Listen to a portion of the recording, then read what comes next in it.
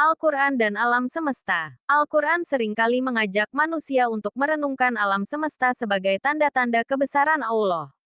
Al-Quran tidak hanya memberikan petunjuk tentang ibadah dan akhlak, tetapi juga mengarahkan manusia untuk memahami keberadaan dan harmoni semesta sebagai bukti keesaan dan kekuasaan Allah.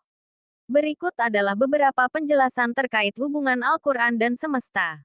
1.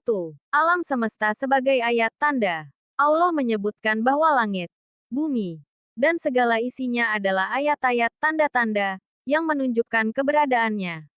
Firman Allah, sesungguhnya dalam penciptaan langit dan bumi, dan pergantian malam dan siang terdapat tanda-tanda bagi orang-orang yang berakal.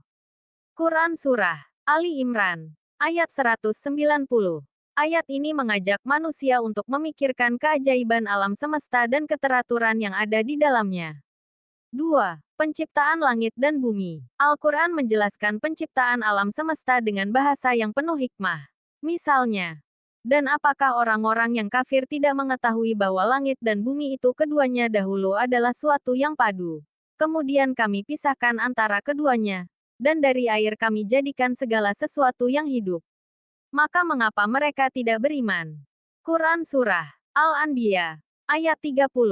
Ayat ini sering dikaitkan dengan konsep ilmiah modern tentang Big Bang, yaitu teori ledakan besar yang menjadi awal mula pembentukan alam semesta. 3. Keteraturan alam. Al-Quran menyebutkan bahwa segala sesuatu diciptakan dengan ukuran yang tepat, dan segala sesuatu kami ciptakan dengan ukuran yang rapi. Quran Surat Al-Qamar, ayat 49. Ini menunjukkan adanya hukum-hukum alam yang mengatur semesta, yang juga menjadi landasan ilmu pengetahuan modern. 4. Langit yang dijaga. Allah menyebutkan bahwa langit dijaga dari gangguan. Dan kami menjadikan langit itu sebagai atap yang terpelihara. Namun mereka berpaling dari segala tanda-tanda kekuasaan Allah yang terdapat padanya. Quran Surat Al-Anbiya, ayat 32. Penafsiran modern mengaitkan hal ini dengan atmosfer bumi yang melindungi kehidupan dari radiasi berbahaya dan benda-benda luar angkasa.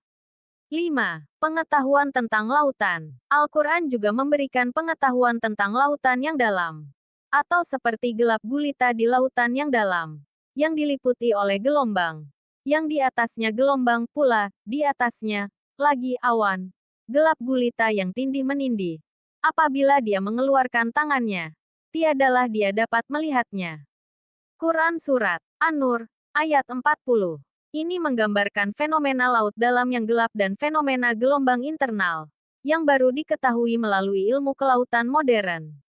6. Mengajak untuk mempelajari alam. Al-Quran seringkali mengajak manusia untuk menggunakan akal pikiran dalam memahami alam semesta, sebagaimana firman Allah. Dan dia menundukkan untukmu apa yang ada di langit dan yang ada di bumi semuanya, sebagai rahmat daripadanya. Sesungguhnya pada yang demikian itu benar-benar terdapat tanda-tanda kekuasaan Allah bagi kaum yang berpikir. Quran Surat Al-Jatsiyah 13. Ayat ini menunjukkan pentingnya manusia memanfaatkan pengetahuan tentang alam untuk kebaikan dan mengenal Allah lebih dekat.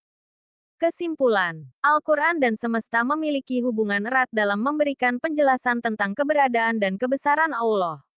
Al-Quran memotivasi manusia untuk merenungi alam semesta, memahami keteraturan yang ada, dan menggunakannya sebagai sarana untuk memperkuat keimanan. Dengan demikian, ilmu pengetahuan dan agama dapat berjalan seiring sebagai jalan untuk mencapai pemahaman yang lebih mendalam tentang kehidupan dan Tuhan.